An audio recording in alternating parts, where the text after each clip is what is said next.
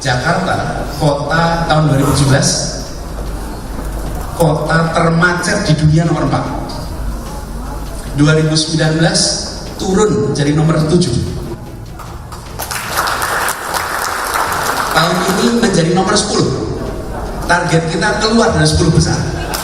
Tetap aja masih macet. Kayak tadi perjalanan ke daerah Menteng ini lumayan hampir 2 jam. Ini Bapak merasa bohong, 1 juta kali lipat bohong.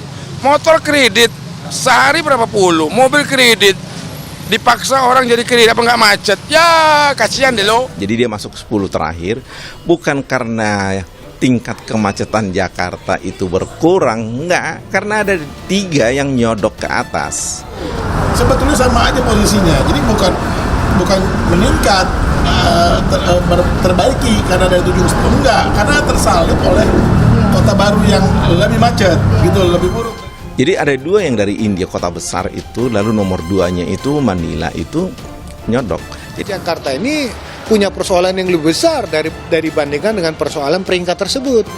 Misalnya pola perjalanan sekarang sudah hampir mencapai 100 juta perjalanan Jabodetabek. Ada peningkatan jumlah kendaraan dan yang paling parah adalah road ratio Jakarta itu tidak banyak berubah. Road ratio. Anies Baswedan pamer kemacetan Jakarta turun politisi PAN. Ada andil gubernur terdahulu. Anggota DPR DKI Jakarta dari fraksi PAN Farazandi Fidiansyah mengemukakan ada andil gubernur terdahulu dalam penurunan kemacetan di Jakarta pada era gubernur Anies Baswedan saat ini. Terutama kata Farazandi adalah dalam pembenahan transportasi yang menjadi salah satu faktor menurunnya peringkat kota termacet dunia yang dimiliki Jakarta dari 31 ke 46 versi TomTom Traffic Index. Perlu diingat, kerja dalam pembenahan transportasi kota bukanlah kerja jangka pendek. Hal ini juga merupakan hasil kerja berkelanjutan dari gubernur terdahulu, tapi dapat dilanjutkan dan diselesaikan dengan sangat baik oleh Pak Anies. Begitulah kata Farazandi dalam keterangannya di Jakarta pada Sabtu. Menurut Farazandi, penurunan tingkat kemacetan di Jakarta memang tidak terlepas dengan pembatasan kegiatan masyarakat di 2 tahun terakhir akibat pandemi COVID-19. Namun bukan menjadi faktor utama mengingat pandemi terjadi di seluruh dunia. Farazandi menyebut 2 faktor utama menurunnya tingkat kemacetan di Jakarta. Pertama, pembenahan transportasi dengan pengintegrasian moda secara terus-menerus. Hal ini juga terus meningkatkan penggunaan kendaraan umum sejak 2019 berdasarkan data. Kemudian peningkatan kualitas transportasi umum lewat program Jangkaliko yang juga turut diberi ganjaran apresiasi Sustainable Transportation Award atau STA tahun 2019, begitulah katanya.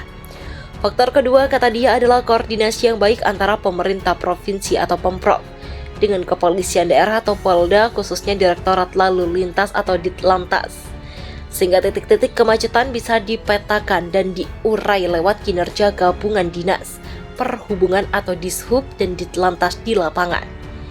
Dia mengharapkan pencapaian DKI Jakarta ini tidak membuat Anies cepat puas dan bekerja lebih giat untuk menjaga bahkan meningkatkannya. Jangan cepat puas, perlu dijaga momentumnya dan tingkatkan lagi kinerjanya. Kemacetan masih menjadi salah satu masalah utama di Jakarta yang perlu diselesaikan secara kesinambungan, tuturnya. Anies Baswedan telah mengungkapkan data keterkaitan peringkat kemacetan Jakarta yang turun 15 peringkat dari tahun 2020 dan kini berada di posisi 46. Data tersebut diberi judul Jakarta Makin Tidak Macet.